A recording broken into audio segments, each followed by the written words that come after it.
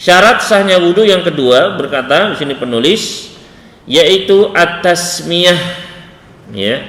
At-tasmiyah yaitu membaca bismillah, ya, membaca basmalah.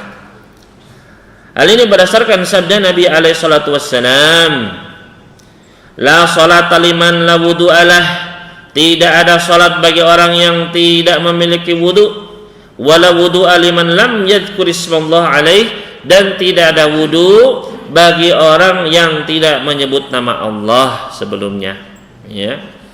Maka di dalam hadis ini menunjukkan bahwasannya zahirnya ya berarti harus apa? Harus baca bismillah. Ya, sebagaimana seseorang mau sholat maka dia harus berwudu, ya. Dan ketika seorang mau berwudu dia harus membaca bismillah. Ya. Hadis ini diriwayatkan oleh Abu Dawud dan juga Ibnu Majah, ya, dan dihasankan oleh Syekh Al-Albani, meskipun banyak dari para ulama hadis melemahkan hadis ini. Ya. Makanya terjadi perbedaan pendapat di kalangan para ulama tentang hukum membaca basmalah sebelum berwudu. Ya.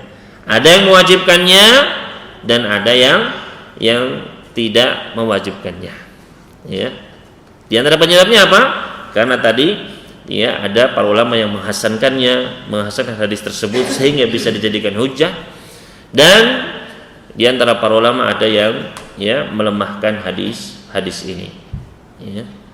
Bagaimana kalau ketika kita wudu Ustaz lupa, ya, kita berwudu lupa belum baca bismillah, ya. Maka Al-Imam Asy-Syafi'i beliau ditanya, ya, bagaimana orang yang lupa ketika berwudu belum sempat baca bismillah, ya. Maka kata beliau wudunya sah dan tidak perlu diulang, gak apa-apa kalau lupa.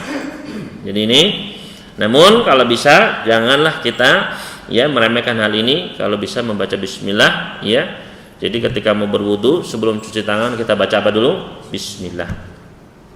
Dan sebenarnya kalau kita lihat di sini ya kurang tepat apabila dijadikan sebagai syarat, ya.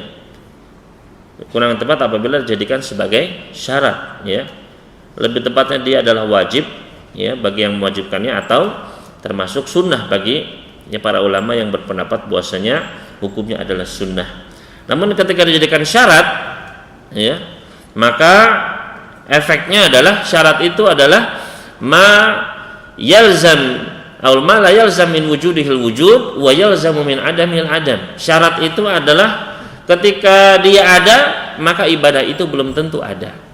Tapi ketika tidak ada maka ibadah itu pun tidak ada. Ya, itu syarat. Jadi di sini kalau ada bismillah belum tentu ada wudu. Ya, bismillah terus nggak jadi bisa saja kan? Ya.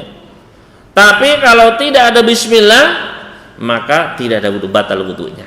Ya, dan ini pendapatnya penulis kitab ini, beliau berpendapat bahwasanya harus membaca bismillah. Bahkan ini termasuk syarat sahnya wudu. Ya. Namun walau ta'ala alam yang rajih bahwasanya ini adalah ya hanya sunnah saja, wallahu ta'ala alam, sebagaimana yang dirajihkan oleh Al-Imam Abu Malik di dalam kitab beliau Sahih Fiqh Sunnah.